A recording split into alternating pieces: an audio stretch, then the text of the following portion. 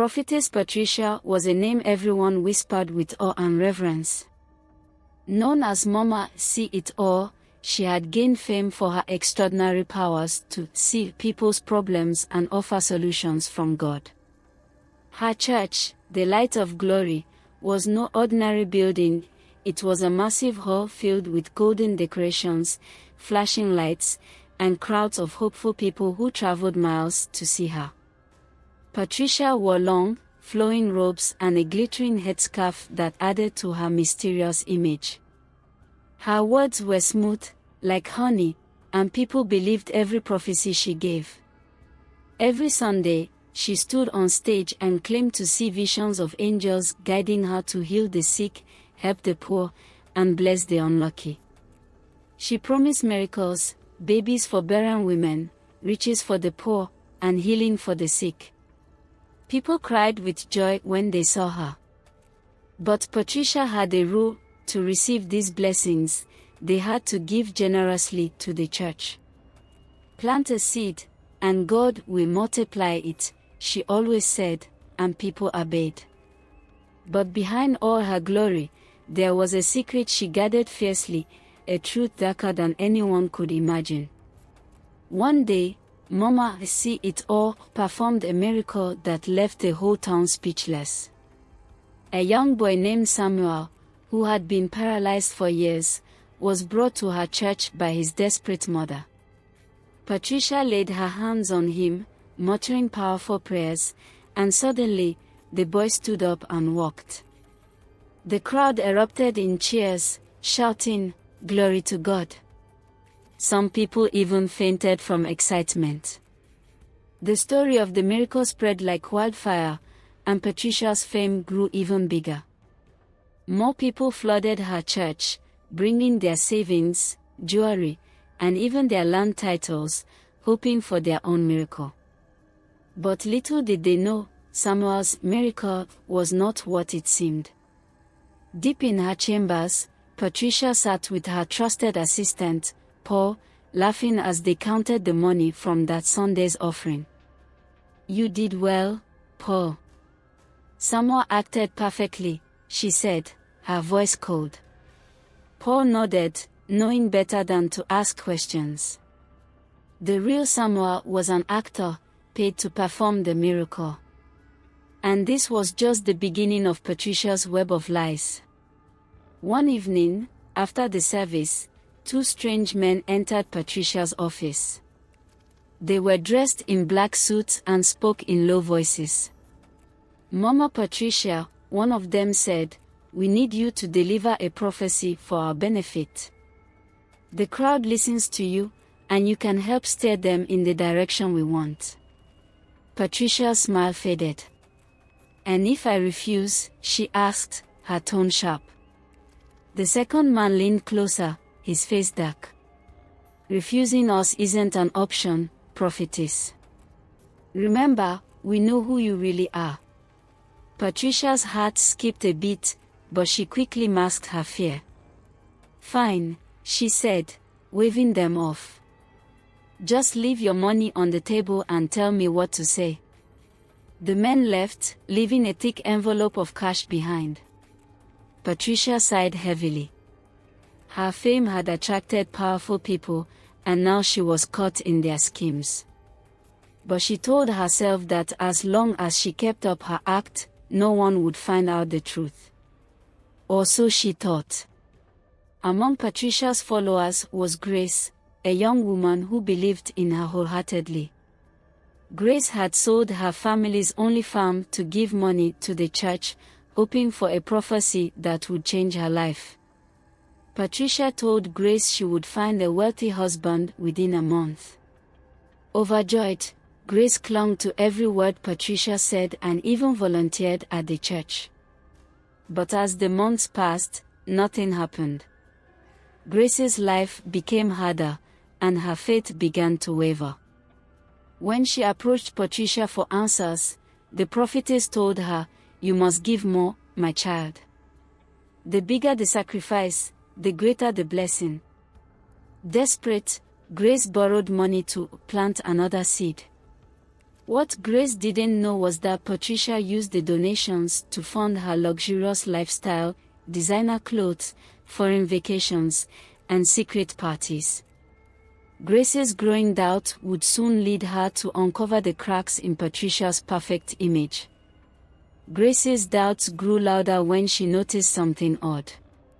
Patricia always claimed she heard directly from God, but during one service, Grace overheard Patricia's assistant, Paul, whispering something into her ear before she gave a prophecy.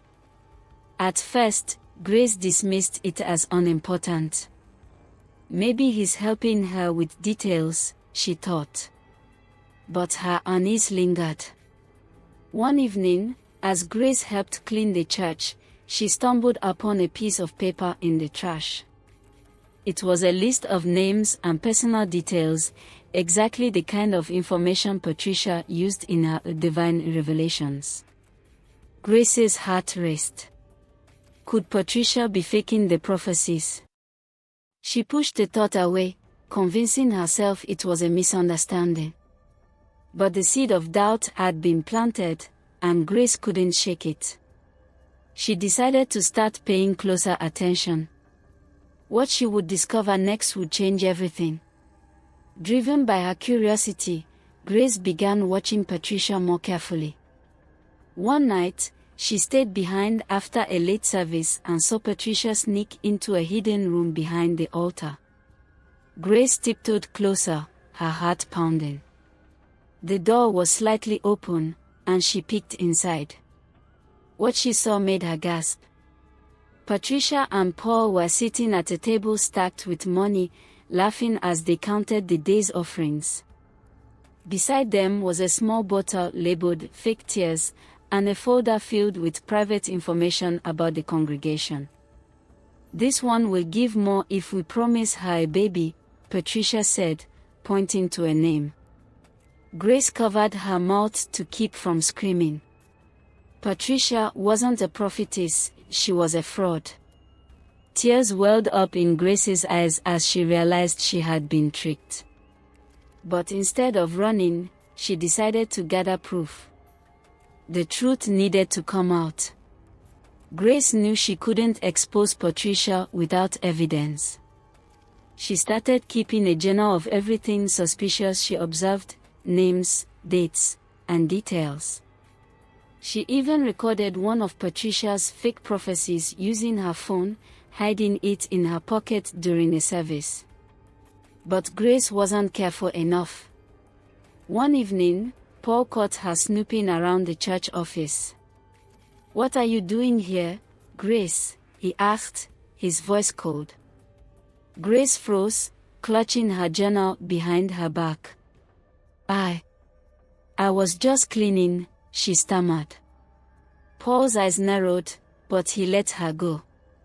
As Grace hurried away, she knew she was running out of time. Patricia and Paul were dangerous, and if they discovered what she was doing, they wouldn't hesitate to silence her.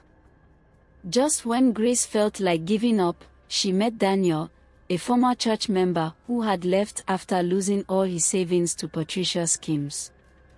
Daniel had tried warning others, but no one believed him. When Grace shared her findings, Daniel's face lit up. "I knew it.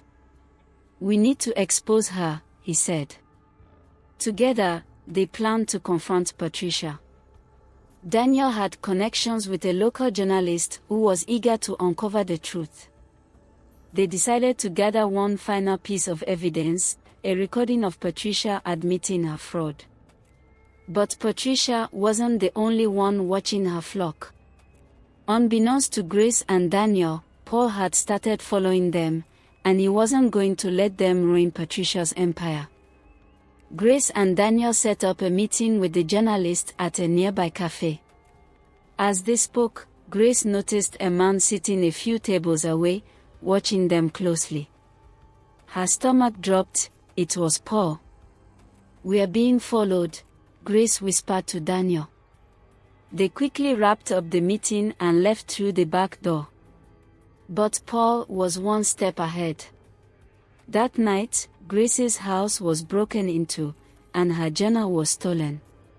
Patricia confronted Grace the next day, her smile icy. "I know what you're trying to do, Grace," she said. "You don't want to fight me. You'll lose." Grace's knees shook, but she refused to back down. "The truth will come out," she said, her voice trembling. Patricia laughed. "Not if I stop you first." Despite the fear gripping her heart, Grace refused to give up. She still had the recording of Patricia's fake prophecy on her phone. That night, she and Daniel contacted the journalist again, explaining what had happened. "Don't worry," the journalist said, "we'll expose her together. But you need to stay safe." The journalist advised them to attend the next Sunday service and secretly record Patricia's manipulations in front of the congregation. Grace was terrified, but she agreed. "If I don't do this, how many more lives will she destroy?" she thought. On Sunday, the church was packed as usual. Patricia stood on the stage, basking in the admiration of her followers.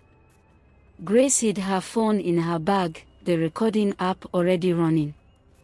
As Patricia began her performance, Grace's heart pounded. Would this be the day Patricia's empire crumbled? Patricia began her service with dramatic prayers and declarations. As she moved through the crowd, calling out people's names and divinely inspired details, Grace caught her slipping glances at Paul, who was holding a clipboard. It was clear she was being fed information. Suddenly, Patricia declared, "God is telling me there is someone here plotting against his servant." The congregation gasped. Patricia's eyes scanned the crowd until they locked onto Grace. "You," she shouted. "Stand up." Grace's legs felt like jelly, but she stood. Patricia continued, her voice thundering, "You are trying to destroy God's work. Repent now, or face his wrath." The crowd murmured angrily, but Grace held up her phone. "No, Patricia. I'm exposing your lies." Before anyone could react, Grace pressed play, and Patricia's fake prophecy echoed through the church. The congregation froze in shock. The room erupted into chaos. Some people screamed, others cried, and a few demanded answers. Patricia tried to regain control, shouting, "This is a lie. She's working for the devil." But it was too late, the seed of doubt had been planted. Paul lunged for Grace, but Daniel stepped in, holding him back. Meanwhile, the journalist, who had been secretly sitting in the audience, stood up and announced, "I'm here to investigate the truth about this church. Anyone who has been wronged, come forward." Several people began sharing their stories, families who had lost everything, promises that had never come true, and manipulative tactics to keep them in fear. Patricia's confident mask crumbled as her followers turned against her. Realizing her empire was falling apart, Patricia signaled Paul, and the two tried to sneak out through a side door. But Grace and Daniel were one step ahead. They had tipped off the police, who were waiting outside. As Patricia and Paul exited the building, they were met with flashing lights and officers. "Prophetess Patricia, you're under arrest for fraud and extortion," an officer said. Patricia screamed, denying everything, but the evidence was overwhelming. Inside the church, the congregation watched as their once revered leader was taken away in handcuffs. Some cried, mourning the loss of their faith. Others felt anger and betrayal. For Grace, it was a bittersweet victory. In the weeks that followed, news of Patricia's arrest spread across the country. Her luxurious lifestyle and fraudulent miracles were exposed, and more victims came forward. The church was shut down, and its assets were seized. Grace felt a mix of relief and sorrow. Many people, including her, had lost so much. But she also felt hope that others would now be more careful about who they trusted. She and Daniel worked with the journalist to create a documentary, warning people about false prophets. Their story became a beacon of awareness, reminding everyone that not all that glitters is gold. Grace returned to her small village, determined to rebuild her life. She began a support group for people who had been scammed by religious frauds, offering them hope and a chance to heal. Though the scars of betrayal remained, Grace felt stronger. She had stood up to a powerful figure and won. And while she would always believe in God, she learned an important lesson: faith should never be blind. As for Patricia, she sat in a prison cell, her golden robes replaced by a dull uniform. Her empire was gone, and her secrets were exposed. The woman who once claimed to see it all had failed to see her own downfall. And for Grace, life was finally filled with a new kind of miracle, freedom and truth.